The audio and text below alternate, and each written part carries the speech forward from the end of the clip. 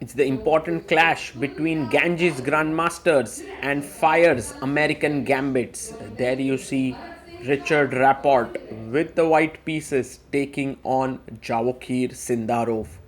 A very important clash here. Sindarov lost his first game in the tournament against Shakhriyar Mamedyarov, but since then has come back strongly to beat Pragnananda, Dominguez and Vidit Gujarati. Meanwhile, Richard Rapport has been also quite amazing on this board. His win against Vidit Gujarati is something that will be remembered as one of the finest games of this event. Rapport starts to think for his first move and he brings his knight out to f3. Sindarov pauses a bit because he maybe did not expect Richard to go knight f3 on move 1, knight to f6, d4 played. And now what does Javokhir do? He plays his pawn to d5, the bishop comes out to f4. It's the London system here on the board. And now Javokhir plays the move c5, e3 played by Richard, and knight comes out to c6. The knight goes to d2. Many different ways to play here. There's bishop g4, there's e6, there's queen b6. He goes knight h5, attacking the bishop here. Now Rapport moves the bishop. He's like, I want to keep it. h6. The bishop goes back to h4, g5. And now knight e5. Notice how the queen opens up against the knight. Knight takes, pawn takes. If you take the bishop, I'll take your queen. So therefore, maybe saving the knight is better. He goes knight g7, bishop g3 defending the pawn, and knight to f5 played by Sindarov.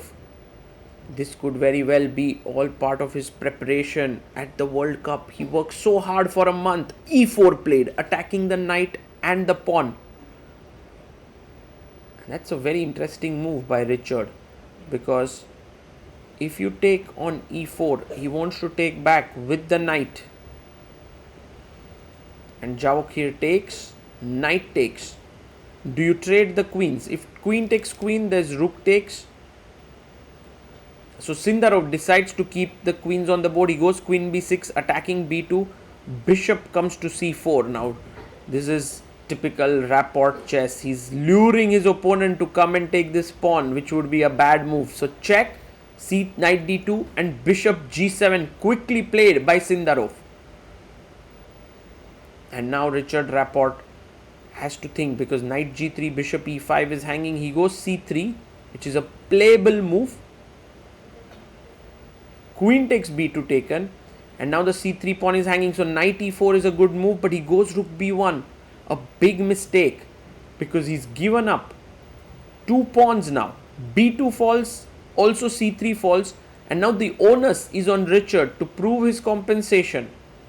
He goes rook b3, queen comes back to a5. Do you castle? Black will also castle, so he first gives a check. And I think this is what he had on his mind. King f8 played, and now castling makes a lot of sense. But then h5, and black is doing okay after castling. So he goes bishop d3. Oof. Bishop comes to d3, keeping pressure on the knight on f5. But now Sindarov is just better. He's just completely doing well. He takes the bishop first, and Richard has to now prove his compensation. He's in fact going to lose another pawn on e5. So hg, I mean, you can take this pawn, but bishop e6 is just so much more accurate attacking here.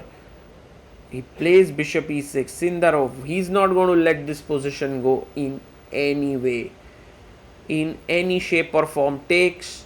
Now this c4, bishop moves c3, and it's curtains, guys. c4 played. The bishop needs to move. It comes back to e2, and now c3. Boom. That's done and dusted. Now if the knight moves, there's c2. He goes c3. Beautiful move by Javokhir. The knight cannot move. If knight b3, bishop b3, followed by c2, c1, and so there's hardly any move. And Rapport resigns. Javokhir Sindarov scores a crucial win for his team with the black pieces, that too in just 22 moves, and this helped his team eventually win this match against the Fyers American Gambits.